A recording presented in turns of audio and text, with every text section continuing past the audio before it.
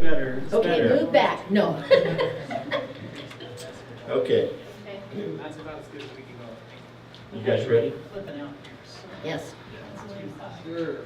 Oh, Go wait. ahead. She's Do we ready. have audio on? It wasn't coming through, so. When it starts connecting to that right here, it's too loud. So I don't know which one of these is the mic. Where's, Yeah. yeah. Thank you. No, thank you. All right, I think that's the best we could do. Okay, thank you. Maybe. Can they hear it better? You know, it's okay.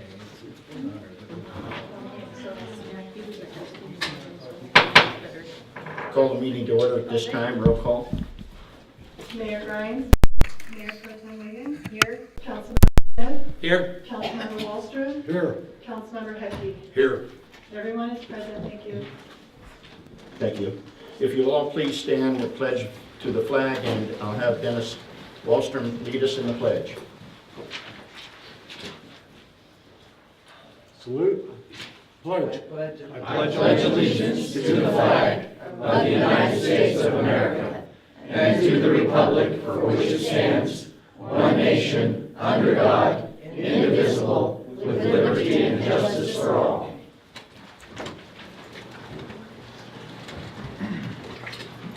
Okay, let's go ahead and get right into it. At this time, this is item number 1. It's a public hearing.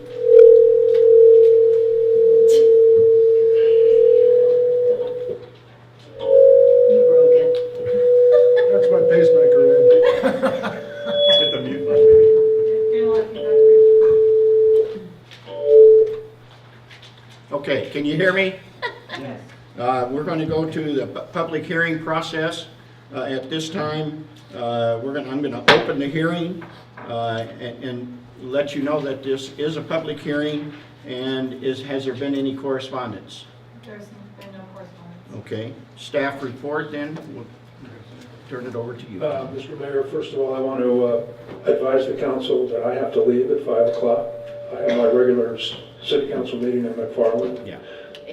This was the only time that we could have this meeting, and so I let everybody know that I couldn't stay the whole time. This, of course, is the third public hearing, the first one with proposed districts. I'm going to turn it over to Justina Aziz of Richards, Watson, and Gershon to explain where we are and to introduce the demographer. Good evening, City Council members and Honorable Mayor. I'll start with giving a brief summary of the timeline so far and then explain what we're going to be doing today. So as Tom Schroeder mentioned, this is the third of 4 public hearings that have been scheduled to discuss this issue of the city's transition to district-based elections. And the city started this process because on July 24th, the city received a letter from Kevin Shankman, an attorney with Shankman and Hughes, alleging that the city's at-large election system violates the CVRA, or the California Voting Rights Act. And the letter threatens a lawsuit if the city doesn't change its election system from at-large to district-based elections. As a result, on September 5th, 2017, the City Council adopted a resolution of intent to transition from at-large election to district-based election for council members. The city also adopted a resolution establishing the criteria for drawing those districts. And on September 5th and September 18th, the City Council held the first 2 public hearings to receive comments regarding the transition to district-based elections, the time frame for the transition, and the composition of the City Council districts. The city has retained National Demographics Corporation, and so today we have with us Dr. Justin Levitt, who's the Vice President of National Demographics Corporation, who's here, who the city has retained to assist in the drafting of the districts and the district draft maps and analyzing the demographic data and voting data of the city.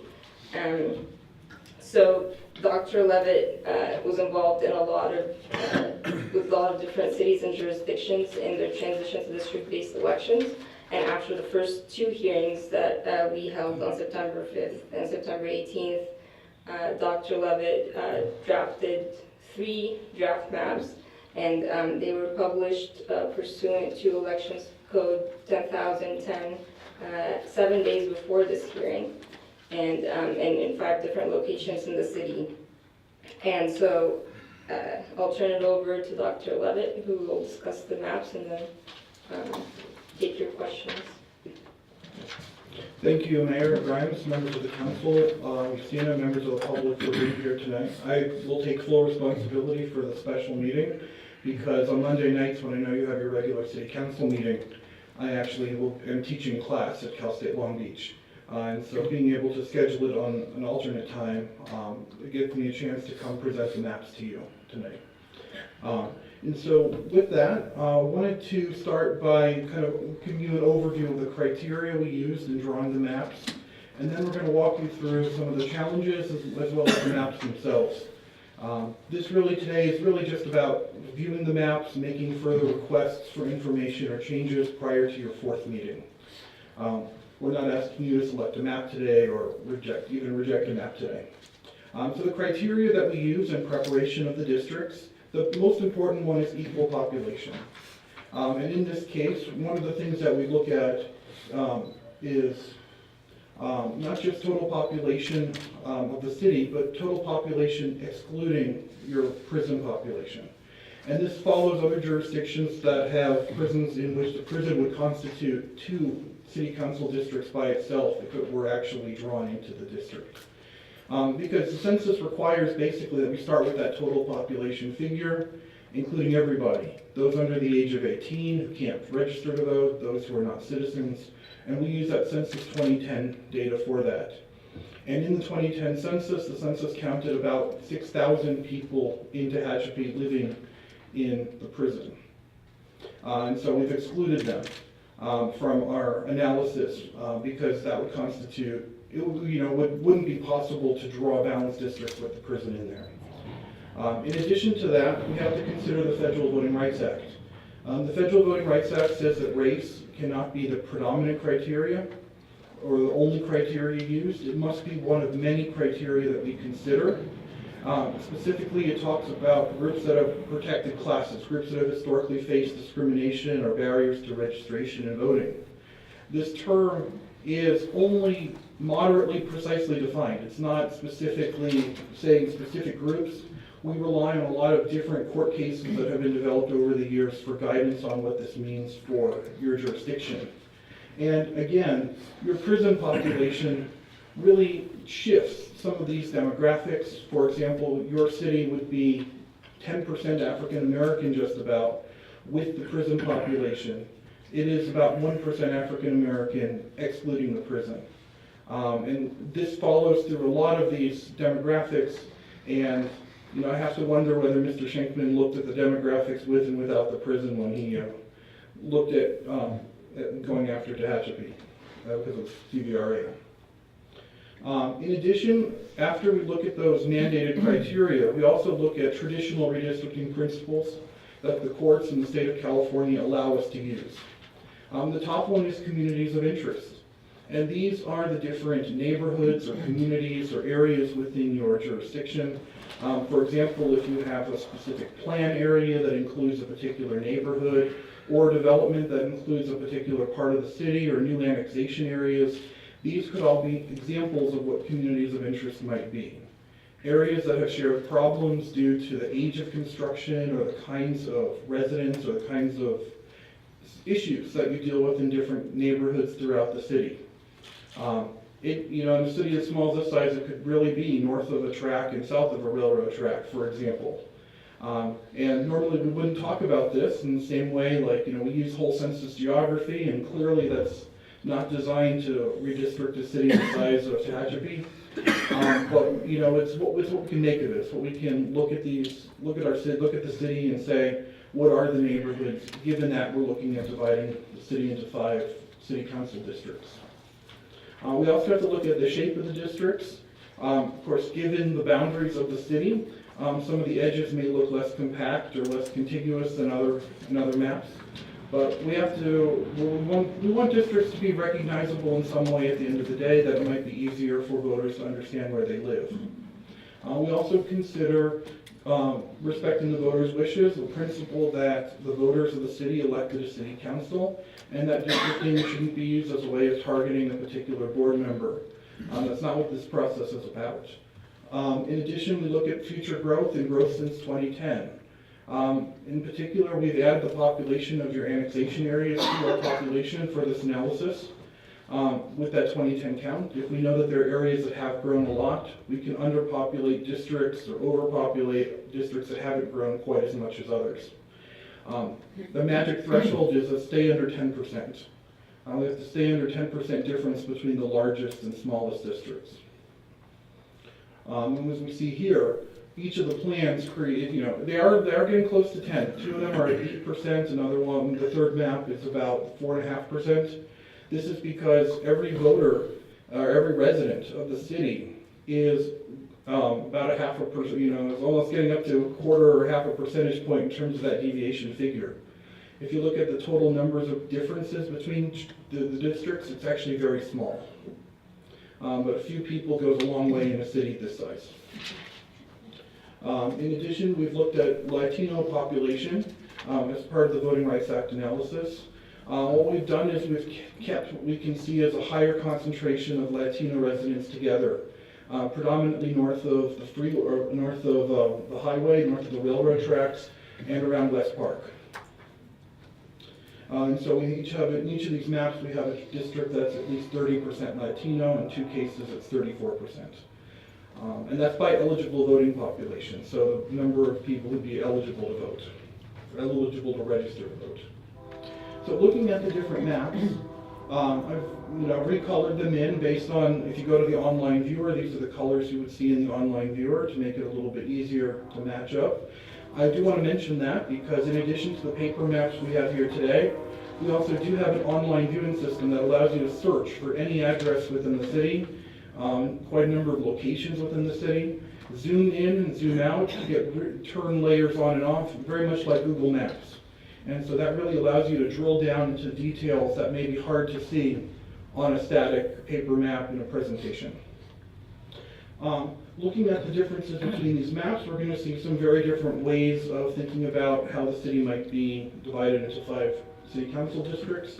The idea behind the green map is that it creates a central district in the central part of the city, downtown area between Valley Boulevard and the railroad tracks, then creates 4 districts, one that includes the extensions to the north, west, and east, and then 3 sort of districts in the south and the southwestern part of the city.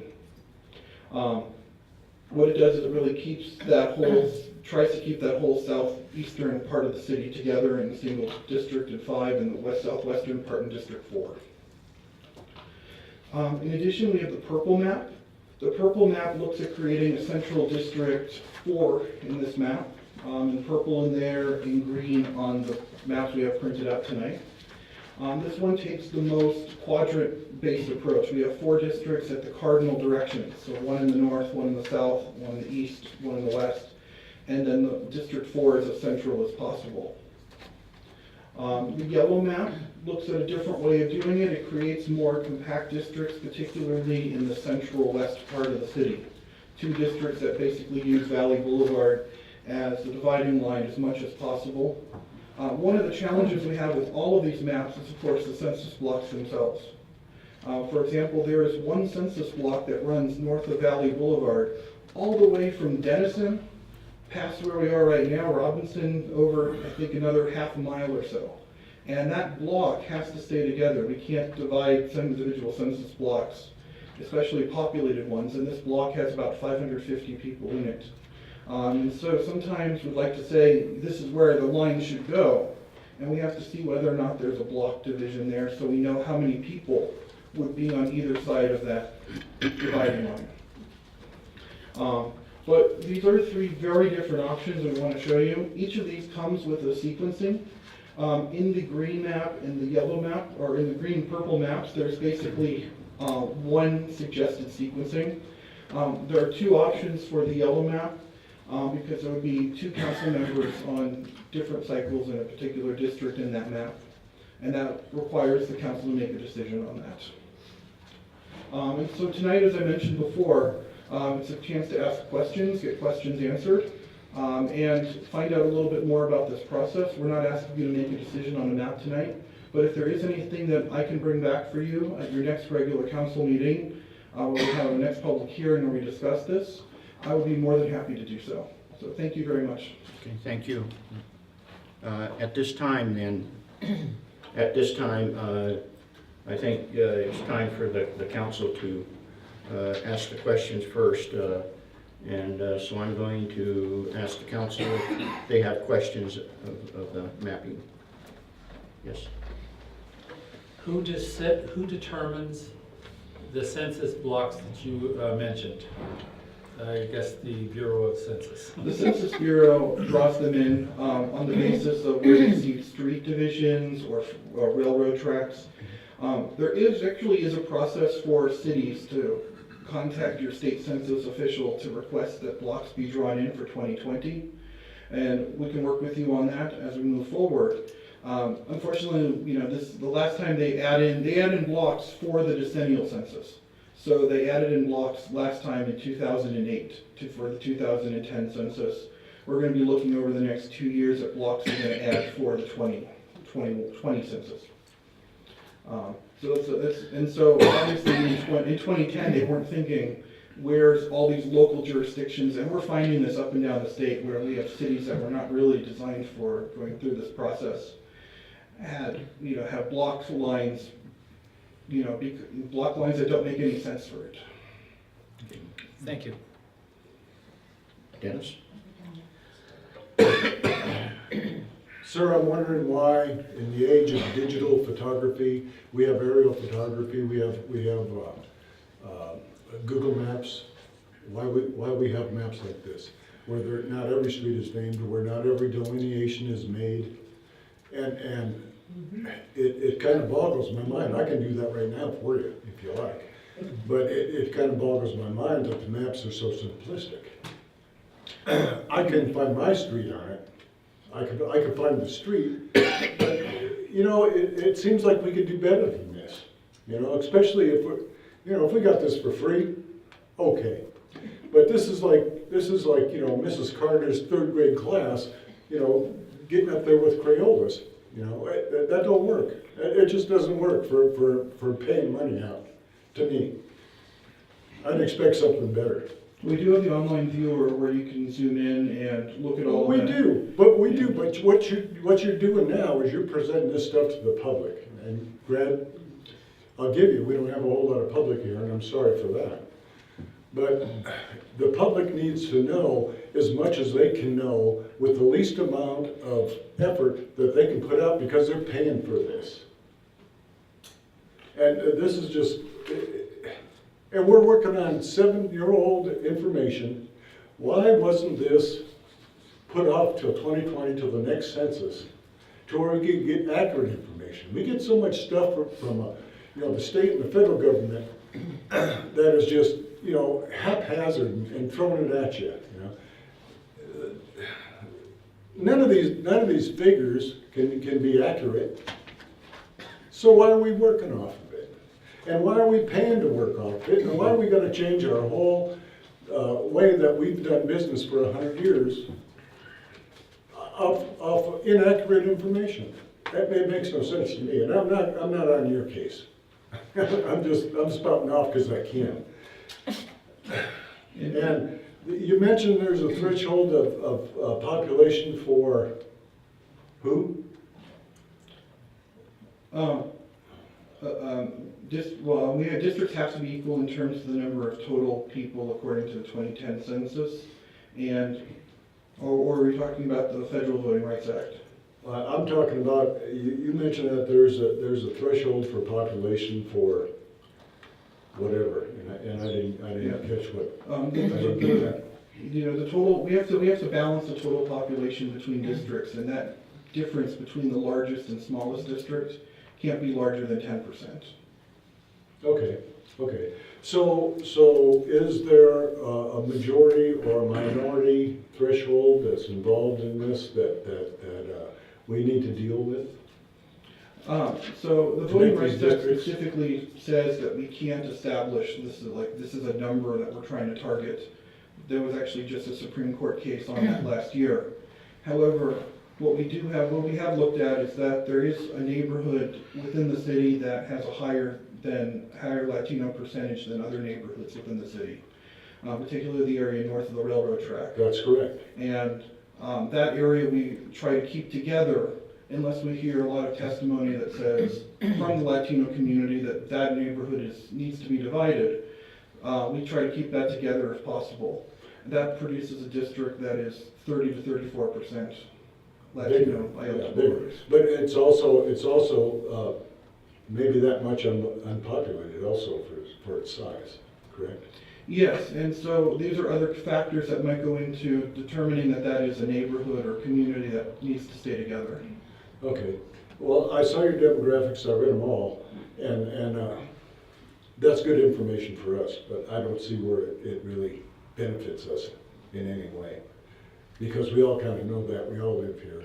I mean, you know, there's been 21 of these lawsuits that have gone against cities, and they've all been, except for Palmdale, they've all been over 100,000 people. Palmdale's at 97,000, I think.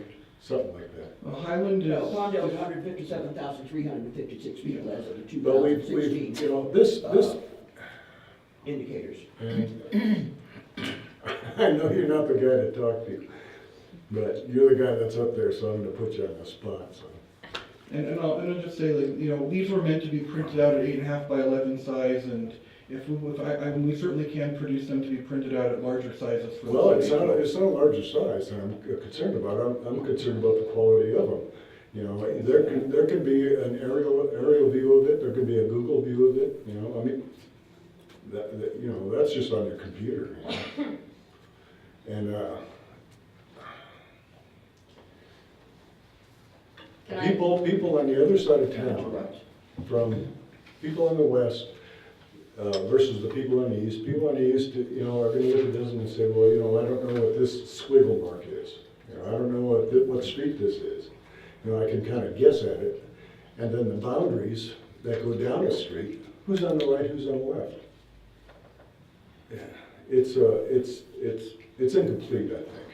You know, and I think that I'd like something better. I can't speak for the rest of the council, so I won't.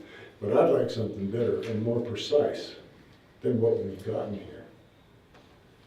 And I'd like that from, I think, council, and so I'm addressing that to you, so. So I think the interactive map went up online the same day that these maps were published. And I think it's available on the city's website. I think there's a drop-down menu that has a district-based election section. And the public can go on there and zoom in and zoom out, as the demographer was mentioning. And that way they can see precisely where they live. I think anything that we print out will not be as precise as being able to zoom in and out of interactive maps. We can try to add streets. Is that something that we can do for the fourth public hearing? Really? Yeah, well, I mean, you know, it's just about size, because at 8.5 by 11 size, if we make it too small, then you need a magnifying glass to read the map. If we print it out this size, we can certainly make the labels smaller. I get that, but you're saying that people can go on the internet and they can look at these maps and expand them and whatnot. Yes. Well, they can expand those too, also. And they can see exactly where they sit in their district, and they can see exactly, you know, what they need to do. But, you know, we're not making it easier for the folks here. We're making it harder. You have to work to find out what the heck we are doing, and what the state's expecting us to do, and what we're paying you to do, both of you. So, don't make us do that. Can you give us some ideas of what would satisfy you? What would satisfy me would be to have a Google map to where you can see exactly, you know, if you live on Mill Street, if you're on the right side or left side, what district you're in. That's all I'm asking. I'm asking for something. I'm asking for clarity. And we're asking these people to pay $30,000 to this firm. Not to him. Not to him, no. Not to him. But we're asking for that, and I think for $30,000, we need to get better. Amen. And I don't, and if someone disagrees with me, disagree with me. But I'm here to ask for that stuff, and that's what I'm asking for. Well, can we put Google Maps up? At the next- Oh, There you go, how hard was that? That's his. It's available on the website. That's what's on our website. But I know it, you know, but we put out this, and I went into City Hall, not City Hall, but I went to the annex today to look at these maps, and they didn't have them. So, Yes, they do. no, they don't. I was in there and I talked to Denise, no, they don't. They were here the other day, she said, but they're not here today. It sounds like somebody picked them up and took them. It could be, whatever, but if I was just a, you know, Joe Blow of the population, it's kind of like, how many places do I gotta go to see what the heck that somebody's gonna force down my throat? This is not our job. Our job is to provide information. Yes. Okay, Phil? Thank you. Since you've got this up, could you do a little run through of the drill down in the Google Maps and see a demonstration of what someone going online would see? Where is that exactly? What is that on the city website? Yes, it's on the left-hand side when you go onto the city website under district-based elections. Oh. No, okay.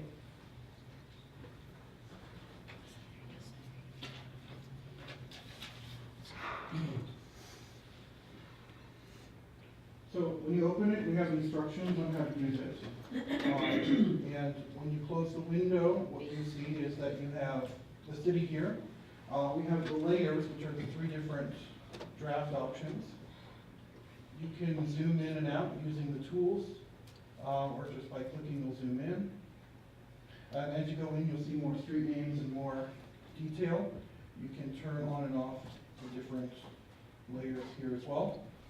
You can print any view here. So if you wanted to print off any of these views, you can print it off as a JPEG or a PDF or in several other different formats.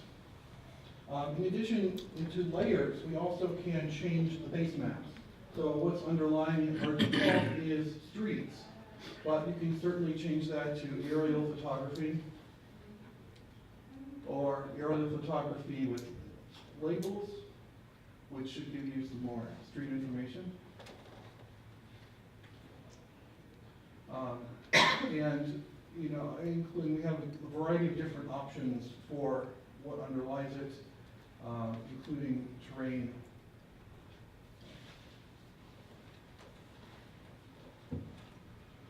And as you zoom in, you'll see more information.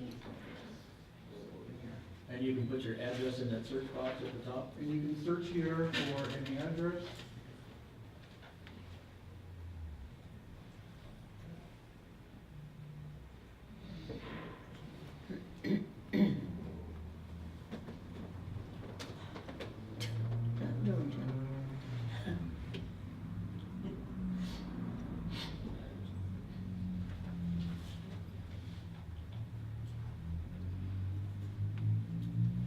And it will zoom to that particular street if I change the base map back to something that shows up. It zooms you right into the exact location where the address is. And you can, again, just turn on and off the different maps. So you can see it would be in the green in District 2 in the green map, but District 1 in the purple map, for example. The address where we are right now. And so this is a very powerful tool. If anybody's having trouble using it, we'll be happy to walk you through how you use it as well. And it allows you to see a lot of detail that would be hard to display in any sort of static one-size map. Thank you, that's a lot clearer than, you can't get enough information, I have to agree, on 8.5 by 11, so, but seeing this up here, if folks can use this, I think this is a better format to see what's going on. And I'd like to say that's excellent. It was the information that came back to us that was not excellent. Thank you. Okay, any other comments? Yeah, thank you, Mr. Mayor. Sir, you stated earlier that we're going to be using the 2010 census. The number of 6,000 prison population is in essence half now of where that is. That deviation or standard deviation in head count is significant and is probably to a certain extent paralleling or at least similar to some of the other changes in population in the city itself. Is there anything that we can do to better hone in on, and I realize that you said there's a couple of things that could potentially be done, but I think it's critical that we have as close to the proper head count as we can potentially get.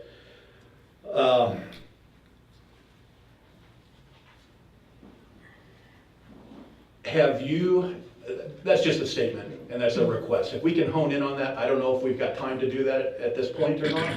I don't know if there's a resource for you to go to say that, you know, rather than 8,517 people or whatever the 8517 that we've got, that number is now different. It's 7,000 or it's 10,000 or something similar. And maybe we know that internally. I don't know. It would be appreciative. It'd be appreciated if you could try to fine tune that before the next meeting. A question for you: have you had a job or a process that you've been involved with associated with a city of our size in the recent past? I think the closest we've worked with is King City, which has a population of around 11,000. We got less than 5. 11,000, okay. We're seeing that smaller and smaller jurisdictions are being targeted in these lawsuits. Money. Do you know if those other jurisdictions have fought that, or have they just capitulated? You know, And I realize that's a legal question, and maybe that's better directed your direction. But it's a great interest to me because, as far as I know, we've never had a complaint in the city of Tehachapi. We've heard numerous people speak at various meetings over the last month or two, talking about how there's not been a problem. And here we are, we are now at the brunt end of a problem. And I'm not convinced that we need to even go through this process if it's just a passive threat from some attorney who is basically trying to target us when we've never had a problem, we've never had a complaint, we don't have issues, as far as I know, that have ever been presented to City Hall. And now we're forced to align ourselves with something that could potentially remove, if you take the districts of roughly 1,700 people, if we don't have somebody that runs in one of those districts, those people that are within that district now get appointed a person to represent them, which in essence silences their entire vote. So, I mean, this is supposed to be a voter right act, not a voter elimination act. And in a town of our size, I'm having a real hard, difficult time understanding why we're in essence going through this process. What's your question, Ken, for him? Let me come back to that, Tom, because I sort of went off a little further and I lost some focus on that. So I'll come back to the actual question. But that's all I have, Mr. Mayor. Thank you. Okay. And I will be back to you as soon as I refresh that.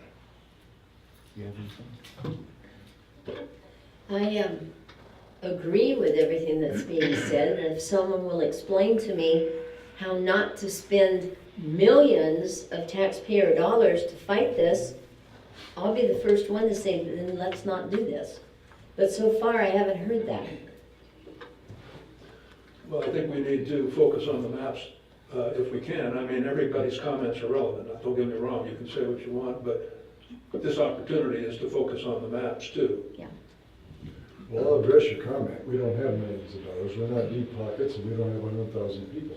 So it's only going to go as far as it's going to go, period. Well, I have to agree with Tom. I think we need to focus on the maps right now. This is the purpose of this meeting for tonight. The other things we can focus on, a little later, but right now, let's focus on the maps, because that's the reason why the demographer is here. Go ahead. Okay, on the maps, I'd like to hear from some folks in the public if there's any reason the maps that are drawn would be considered negative to an individual or a community. If there's anyone in the public says, I don't like these maps, but I'd like to know why you wouldn't like them, or you do like them. Either way, just curious. Okay, come to the podium, state your name. Law Professor Barbara Reynolds, Tehachapi City resident for 44 years. I posed my question to the attorney over there that's sitting on the dais. There is a July 24, 2017 letter from Attorney Shankman in Malibu. Where is that letter? Do you have it? Do you have a copy of it? Because that's going to help me to focus on the maps. Do you have a copy of that letter? If so, I would love to have a copy of that. Also, the base case I noted that you cited to me, which was the City of Palmdale case, 226 Cadillac 4th, 781, that the base case regards the City of Palmdale that has a population of 157,356 versus the less than 5,000 population that's here in Tehachapi. I know that for a fact, because in 2014 I was a campaign manager for one of the city councilmen and had to pull the voter index, which indicated then 4,300 people were registered voters here in the city of Tehachapi. Less than 4,400 were here in Tehachapi as of 2014. The maps are drawn and the data from it based on a predicate of 2010 statistics. That is absurd on its face. That you would use 7-year-old statistics for something that could arguably change the course of history in Tehachapi for the first 100 years. All of these cases that were brought under this base case, Shankman, and it reminds me of when these lawyers in Beverly Hills about 10 years ago went through all the handicapped, through all the restaurants and facilities and found violations of handicap, disability accommodations and all. This smells of that. It be that as it may. Every single one of the cities that has been either threatened with a lawsuit, and we can document that there's empirical data of that. There is no empirical data of a lawsuit against the city of Tehachapi, but every single one of these lawsuits involved, and I'd love to recite the figures for you. Fremont, 233,136 people versus less than 5,000 people here. San Juan Capistrano, 36,276 versus less than 5,000 max here. West Covina. These are all the cases that were brought by Shankman's office. They were either litigated or were settled. West Covina, so these are the statistics that were indicated. West Covina, 107,847 versus less than 5,000 max of Tehachapi residents. Rancho Cucamonga, 176,534. Santa Monica, 92,478. Palmdale, the base case, city of the base case, 157,356. Lancaster, 160,106. Oceanside, 175,000. Hemet, 84,281. Wildemar, 32,176. Hesperia, 93,724. Upland, 76,684. Escondido, 156,613. Costa Mesa, 112,822. Vista, 101,659. Whittier, 86,883. Anaheim, 351,043. Compton, 97,550. Madeira, 64,444. Modesto, 212,156 versus less than 5,000 people here. And the basis for this lawsuit presumably is there was a complaining plaintiff that we have yet to know, but the theory is that they're afraid of death threats against her. so they're not disclosing that information as who this veiled plaintiff is that has lost an election. I don't know of an election that Hispanic has lost since 21 years ago? And Marilyn LaShawn, she didn't lose because of race the second time that she ran for council. First time she did sit as council. But the second time around, most city council, most members of the community do not believe that a secretary is qualified to sit on a city council and govern a city. That is the basis why she did not get a confidence vote and did not win in the last election. We would love the diversity, absolutely love it. I've been here 44 years, and I am a political science graduate. So I would know, and I do follow trends of where the problems might be. I am a woman of color. I am a law professor who is African American. Barb, And I understand these things. Thank you so much, Mayor, for your time and your attention. let's try to keep our comments to 3 minutes if we can, to give other people an opportunity to speak. Thank you. Mary Nestor from the city. What this tells me is, here's the program, now you go home and do your homework. That's what you're telling me. You go home, get your computer out, and you do the homework. This is very poor work, and I mean it, especially $30,000, but you know what? Most people on the council, city manager, all that kind of stuff, you know, most of them, just, here it is, just shove it in your face, now you go home and do your homework. For that kind of money, I expect him to do his homework, and you too. Let's clarify the 30,000. Yes. That's the amount of money that Mr. Schenkman will get for putting us through this. That's not what the demographer is being paid. I'm not talking about him, I'm talking about the program, period. Okay, I just wanted to clarify that. It's been Well, brought I'm up a just couple of clarifying it with you. Okay. Any other comments? That July 24th letter, do you have a copy of it? Yes, and I think we can upload a copy of it online too if. I want a copy, because I'm gonna. Well, is that your only copy? Sure, That's her only copy. Oh, it is? Yeah. So, I mean, we have it at City Hall. We just can't get it. Yes, we do. I think didn't you ask for it? I thought we gave it to I you. certainly didn't know you did not. Oh, okay. How come we didn't give it to her? I don't know. Okay. She hasn't come in. Oh, she didn't come in? Oh, okay. Michelle? Oh, is that the course of action? I understood that it was supposed to be sent to me. Who was that response from? I didn't come in. Okay. No, you should have contacted me. Let's go on. So I have a question. Michelle Vance, city resident. I feel that we're going to be having like a kind of a housing boom with a lot of the development out in the desert, Lockheed and all that. Are we going to, if there's a big growth in a neighborhood, will they have to redraw the lines? So if you have a whole bunch of new housing in a certain segment, will they have to be redrawn? Good question. Go ahead and answer it. Good question. So every 10 years, the city's actually required to look at the district lines after every census to see if they need to readjust the lines or not. And so that would account for any population growth, any new developments. And so we rely on the last census. So after the 2020 census, for example, we in 2021 will get the results and look at the population and then redraw the district lines if necessary. Between now and 2021, if the city is aware that there's a specific development that's gonna be populated before the next census, then we can take that into account in underpopulating that district, for example, within the deviation. And the demographer can talk more about that. But if the city is aware of the development that's happening right now, we can take that into account if that will change the population before the 2020 census. So if, let's say you're a sitting city council person and you have a big growth in your area, could you be drawn out and have to resign? Or would they gerrymander and keep you in? Potentially, you can be drawn out of that district. Your term will not be terminated early. The elections code require that you serve out your term, and then once you serve out your term, You have to run that's again in that, yeah, okay.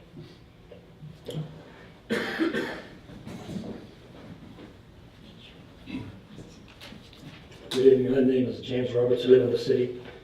And on January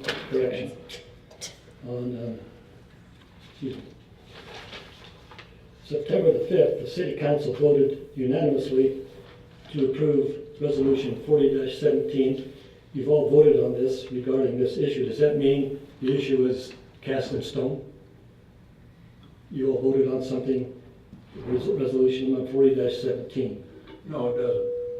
So They just started the process. just started to go through this process? Okay. And this whole process is because of a lawyer wanting to sue the city, thinking that that we are violating the Voting Rights Act? Is that what it's all about? That's it. Okay. Can anybody tell me, the lawyer, anybody can tell me if any other cities have been sued our size, such as Marvin, or Lamont, or McFarland, or any of those cities are going through this, or are going to be going through this? They're not that stupid. Wasco has not received a letter, but they're going through the process. They don't want to receive a letter. By they don't want to receive a letter, that means they don't want to be sued? That's correct. In the city of Wasco, I noticed that we're being sued because of a protected class of people, namely Latinos. Is Wasco, are the Latinos in Wasco also protected classes? I just wondered if the population in Wasco is more Latino than, shall we say, Caucasians. And if so, would the lawsuit go through if Caucasians should be in a protected class? That's what I'm saying. So I'm just curious about if it's just because of it, they're just insinuating that we're not doing something right. So I guess it can still come to a vote to not go along with this issue. I would like the city council tonight to make a motion to postpone this whole issue until more accurate census at 2020 comes along and then revisit it. I would like to see a motion on that to that effect. So we can vote against this, or the city council can vote against this, am I correct? Would it be an issue if we voted against it, and if they passed a resolution or motion to revisit in 2020, would that also create a lawsuit from this lawyer? Yeah, that's a Brown Act violation. We don't have that on the agenda tonight. I don't know, just if it came up to another agenda meeting. Oh, another agenda. I mean, it's city council agenda meeting. I don't mean bring it up. I mean, Has the agenda for Monday been posted? Yeah, well, it's it's a closed session item on next Monday. the vote on this whole issue is a closed session item? Yes. I mean, Mr. Hetke asked that it be put on, so it's going to be a closed session item because there's litigation pending, could be pending. But that issue will come up, yeah.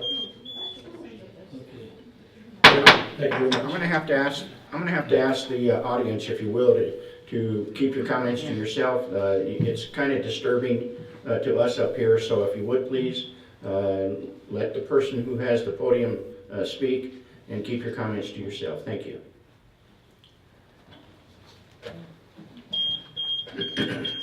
Hi, my name is Michael Gersten. I just found out about this today. My first question is, I'd like to find out what aspect of the Voting Rights Act is Tehachapi being sued for violating? So Tehachapi has not been sued yet. Tehachapi has received a letter threatening a lawsuit, and the letter alleges that we're in violation of the California Voting Rights Act because there's racially polarized voting that prevents a protected class, and namely Latinos, from electing their candidate of choice. That's basically the claim, and that's the claim under the California Voting Rights Act. Okay.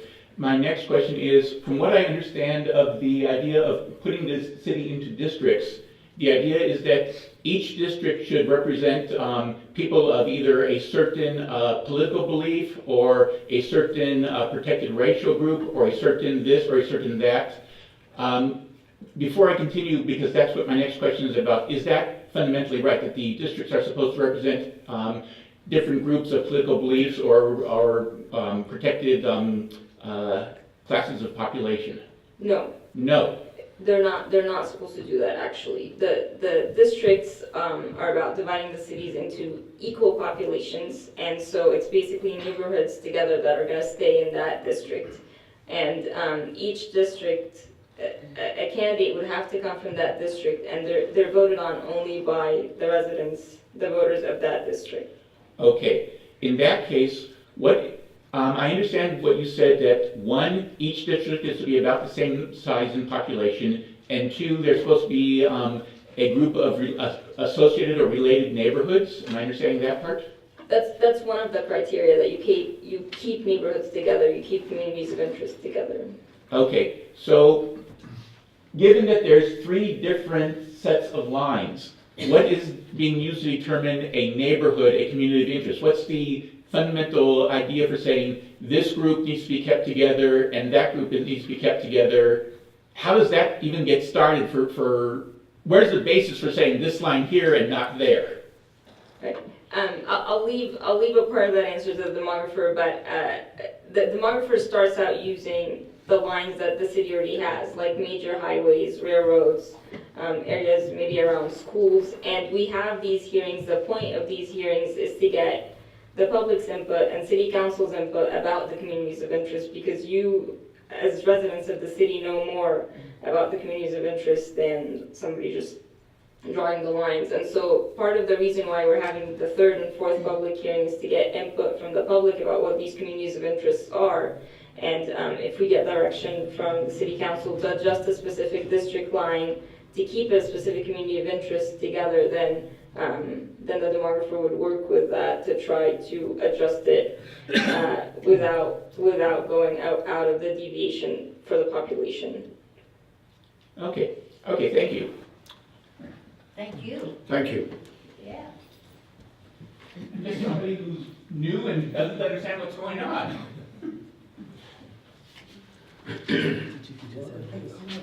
My name is Sephora Schmidt, and I live in the city. And as much as I dislike the fact that this is being done to us, and that's the way I see it, it's being done to us. We are not asking for it, and I dislike that very much. But I think it would be irresponsible on the part of this council to just not accept the timeline that we've been given. We've been given a timeline that we've got to meet. We didn't set the timeline. Someone else is setting it for us. And it's this attorney, whoever he might be. And I think that what will happen if we don't go ahead and meet his timeline, we will be sued. And there will be thousands, maybe millions of dollars involved. We need that money for police protection, for water renewal, for sewage, for all the things that keep a city running. And I think we have to keep the city running. Whatever argument we might have against this, I think we're going to have to think very hard. And if we have to, we can make this work. I mean, it's the same people that are living in this community. We've made it work so far under the system we have. We can make it work and save this millions of dollars that will just go down the drain. Thank you. Thank you. Anybody else? I just have a comment. Michelle Vance. The only thing I see the positive in this is our city's kind of spread out, and I know we're small, but this gives somebody who lives in those neighborhoods, they know their neighbors. They know who lives around them, they interact in those neighborhoods. And what I see here is give somebody, if you don't have a lot of money to run the whole city and put signs all over the place, you can work your pocket in your neighborhood and you can get to know those people on a more personal level than to have to cross-section the whole city and mask the city with a bunch of propaganda. So I see this as an opportunity to really get to know and represent the people that you live with and you're in your neighborhood. So that's the most positive thing I see about this. It keeps people from having to spend a lot of money. They can go door to door and you can physically do it. So.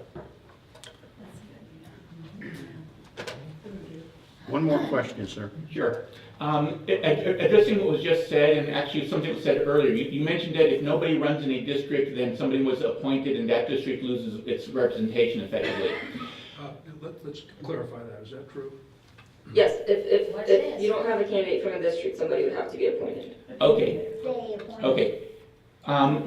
Number one, if you were to, number one would simply be to make the process for becoming a candidate clearer and more obvious so that more people would be able to say, I want to be a candidate and I want to be involved and get involved.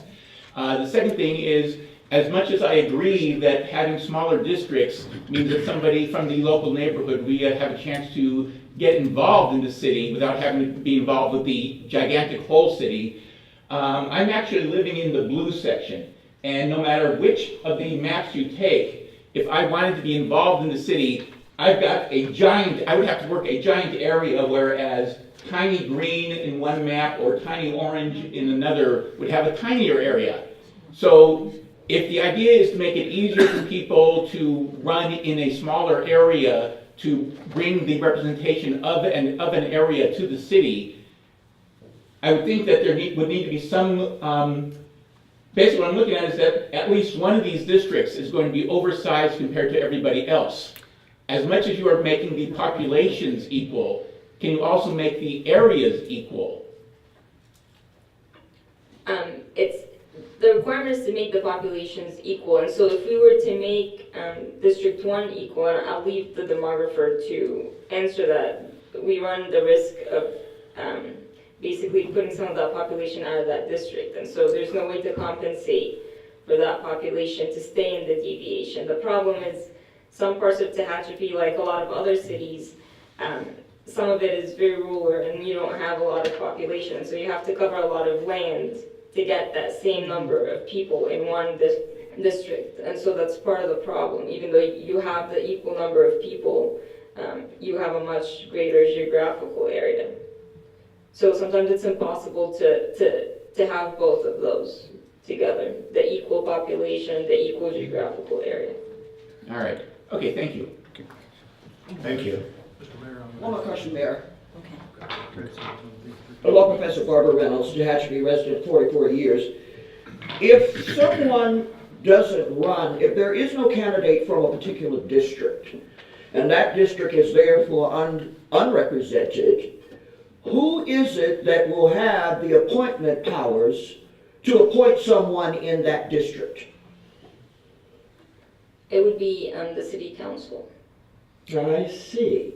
On a 3-2 vote. So they can put anyone in to that district they want, is that correct? Is that what I'm hearing? I'm sorry, the demographer I think has some of that answer too. What was it? I didn't hear that. I think the demographer has a comment on Oh, that. fine, thank you, because your comment was non-responsive.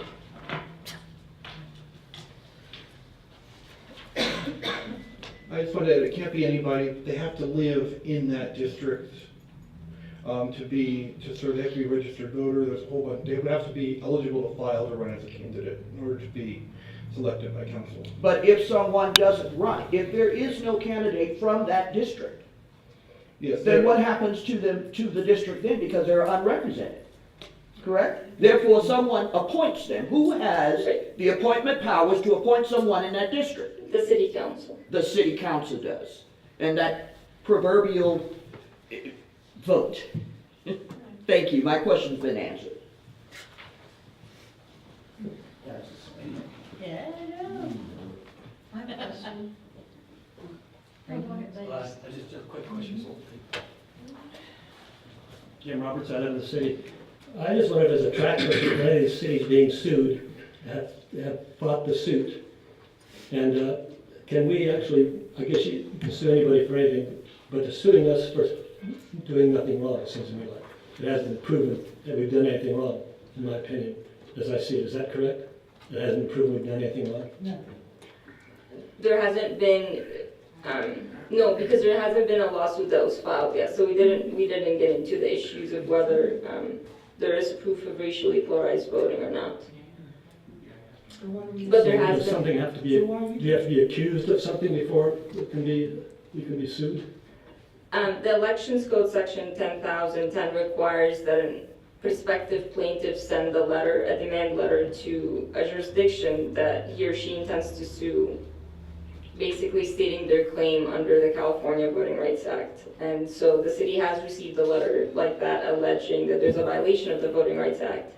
And that's why the city has started this process. But no one's seen it.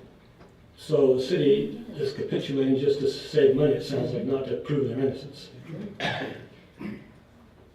It's a decision that the city council can make, whether they want to fight this lawsuit or change the district-based elections. And so it's up to the city council to decide that. But we're not required, general law city is not required to divide up into districts, is that true? And that's not, it's not a law, it's not required it is. No. Well, this isn't because of some law that's come down.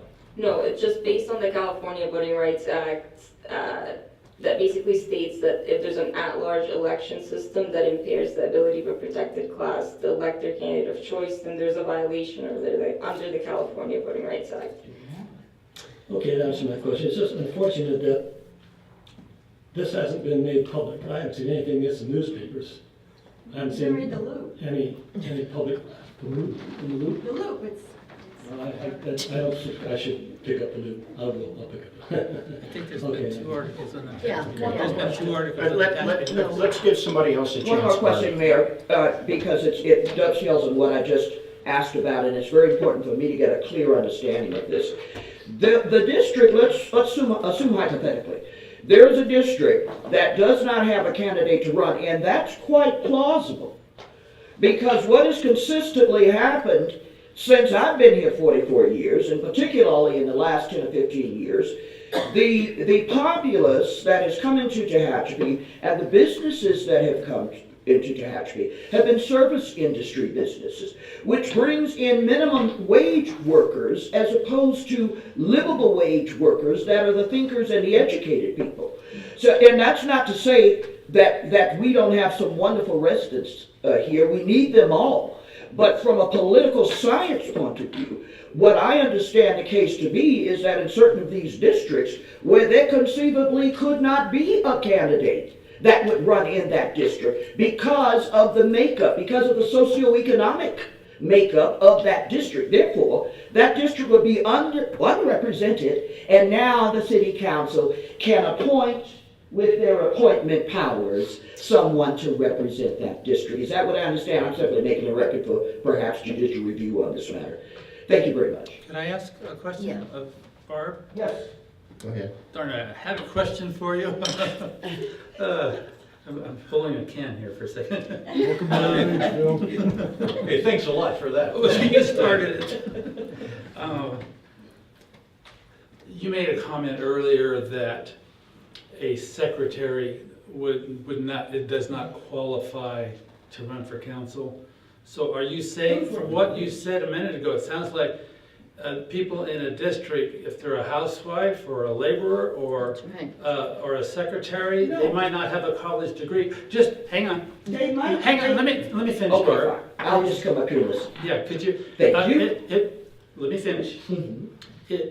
Just from what you said, what I heard, it sounds like you're demanding anyone running for office to have a college degree or something. Oh, well, that's what I heard. That's absolutely not the case. Well, that's what I wanted to clarify. Yeah, oh, absolutely not. So I'm saying the propensity to run wouldn't be there, and it hasn't historically been there. But you don't know that. Well, we'll see, won't we? Well, the other opportunity is there now for those folks who might not have the wherewithal. Let me finish.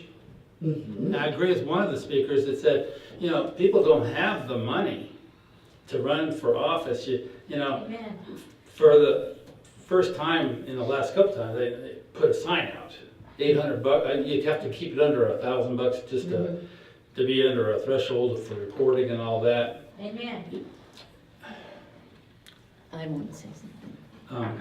I'm losing my train of thought from the kibitzing. Yeah, let's keep the comments down in the audience, please. We can clear. I guess my point is, are we denying people in an area the opportunity to run without having to spend a fortune?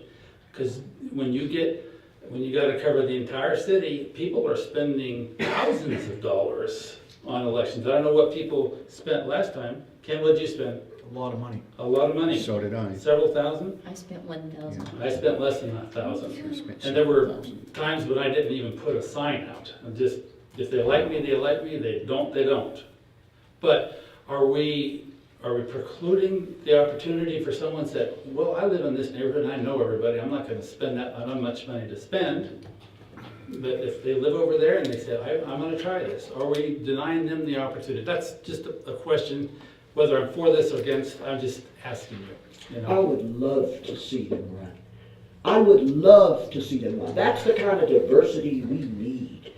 My concern is that if someone doesn't run, and someone is chosen by the city council possesses the appointment powers, and that appointment would be by simple majority vote or super majority vote. And that concerns me with the current makeup of the council. Sure. That's all I'm saying. Okay. But I would love to see the diversity, more diversity. Absolutely love it. And maybe this will encourage them to do so, to run.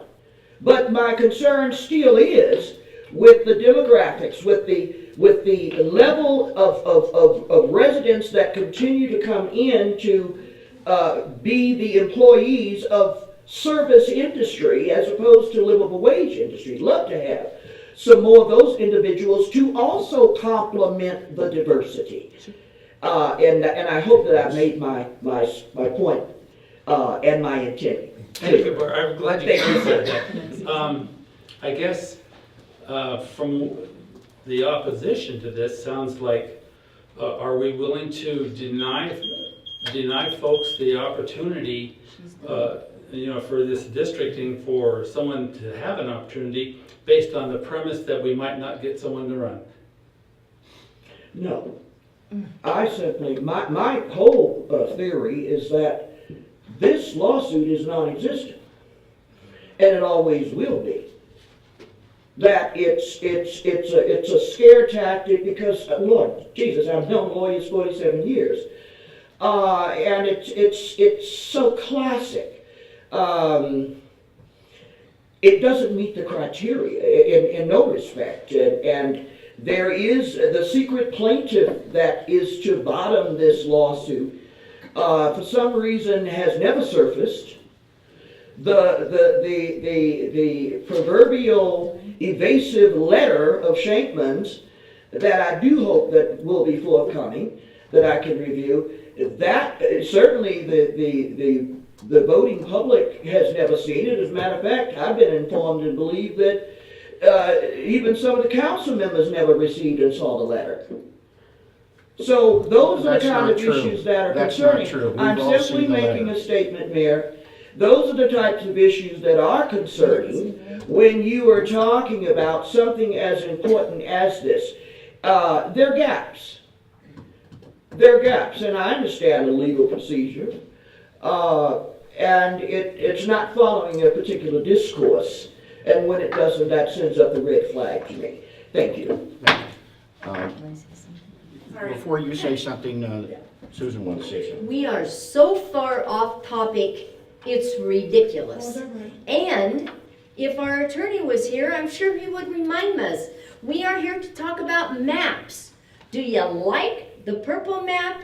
Do you like the yellow map? No. Do you like the green map?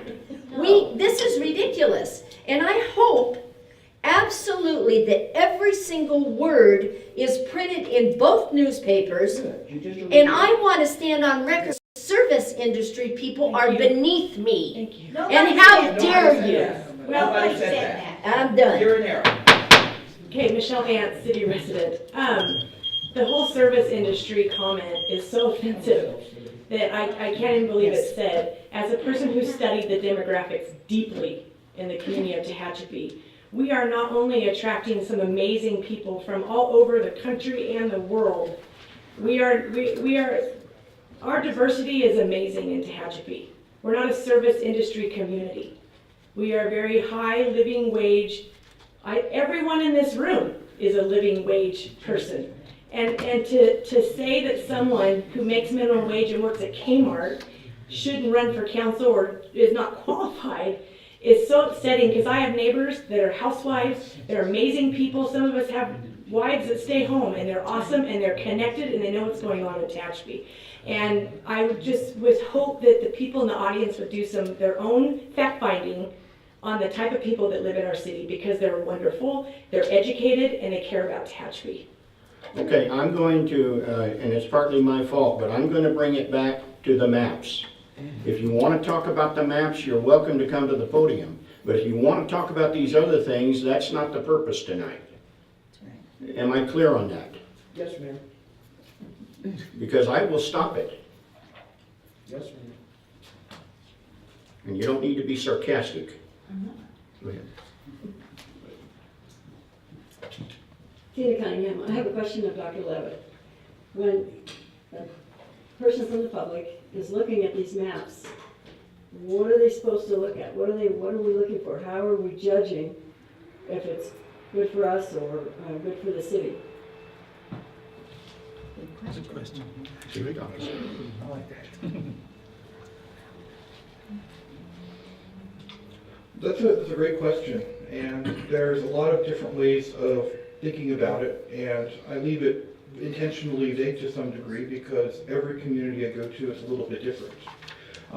Oftentimes, we start with a gut reaction. Does this map make sense? Does it not make sense? And then if it doesn't make sense, what about it doesn't make sense? Is there a line along a street that shouldn't be there? Is there a line in a particular neighborhood that shouldn't be there, that should stay together? Is there a park or community facility that really needs to be the center point of the district? You know, we talk about communities of interest. We think about a wide variety of different issues. And every city and school district I've ever gone to has a slightly different set. So that's why it's so hard to figure out going into it, and why we produce different options for you.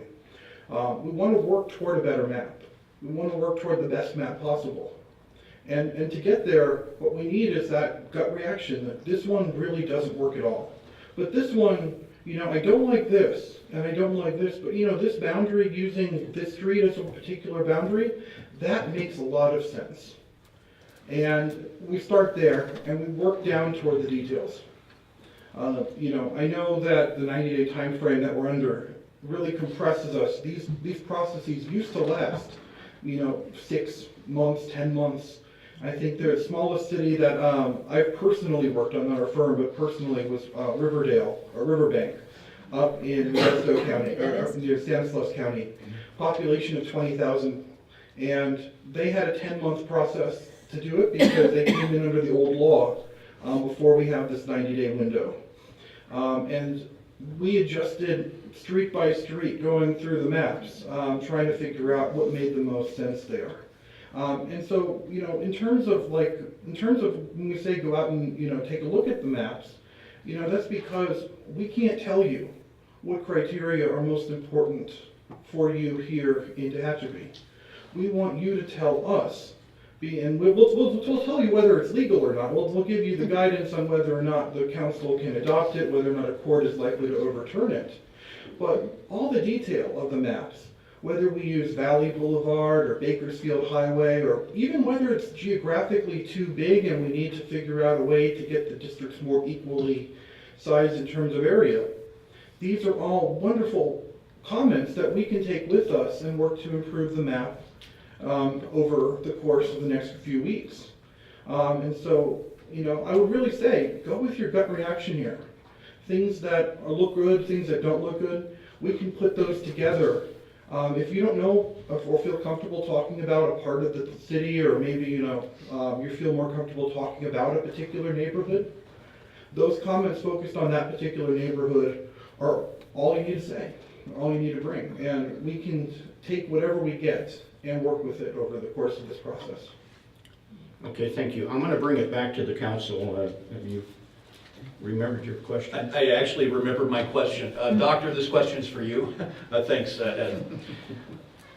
Did you by chance or by intentional purpose do your analysis or perform the analysis including the prison population? And I realize the maps that have been done, we've excluded that. Out of curiosity, did you do a sample map with the makeup of the prison population and how that would potentially influence the rest of our community proper? So we did not. And the reason for that is that given the 2010 census population of the city, you would have to draw 2 districts entirely within the prison. And that, since you can't divide up the prison is 1 census block. You can't divide it, and other jurisdictions where this has come up, for example, Tuolumne County, their Office of Education, they exclude the prisons, and many other jurisdictions, Kern County in their districting process. We made the decision at the very beginning that, okay, we can exclude the prison based on our precedent from other jurisdictions, and drew the map starting with the prison not excluded. Okay.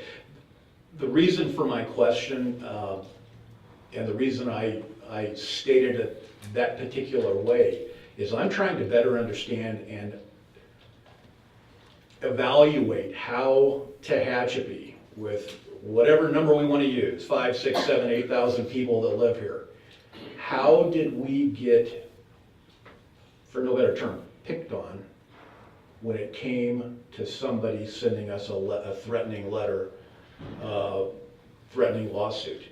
And was it, and I'm going back to a statement that was made earlier, was it due to the fact that we had a large prison population that could have potentially skewed that number to a point of where, we now, for no better term, have a bullseye on our back? I mean, speculation. Well, there is some speculation there, but I think there's also some good, solid, hard facts. I think you can answer that, can't you? So, aside from the speculation, and we don't know what Mr. Shankman looked at before, what data he looked at before sending the city the letter, but there's no population cutoff under the California Voting Rights Act. So the city doesn't have to be above a certain population for it to get a letter. It could be 10,000 people, it could be 5,000 people, and it could still be threatened with a lawsuit. It's more about whether if there's a protected class in the city and whether they were able to elect their candidate of choice. It's not about the total population of the city. It may not be about the population, but it could potentially be about the makeup. Right. That is correct. Hence, I come back to my prison population question.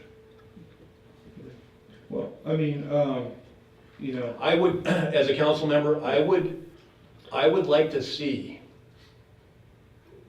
just as a process, if you could take your demographical information and your chart that's in the back of this, or sorry, the second page, and I would like to see that broken down to include the prison population. If that's possible? No. No. If the city's not going to consider it, I don't think the city would be considering the map with the prison population. I don't think it's the map that would meet the criteria. Okay, well, sorry for interrupting. If I go back to this map, and it's not the same one that we have up on the board. If anybody that received these looks, right here in the left-hand corner, it says prison is in District 4. Prison is in District 3, prison is in District 5. So we've made reference on the cover page of the prison being in this analysis. Well, we either include it in the analysis or we get rid of it. Let's pick one or the other. But if we've referenced it on the front page, again, trying to understand where this is coming from, then let's analyze it. Otherwise, let's get rid of it. Let's get rid of it on the map. It's confusing. Yeah. If any general it was public on there members. because every block, regardless of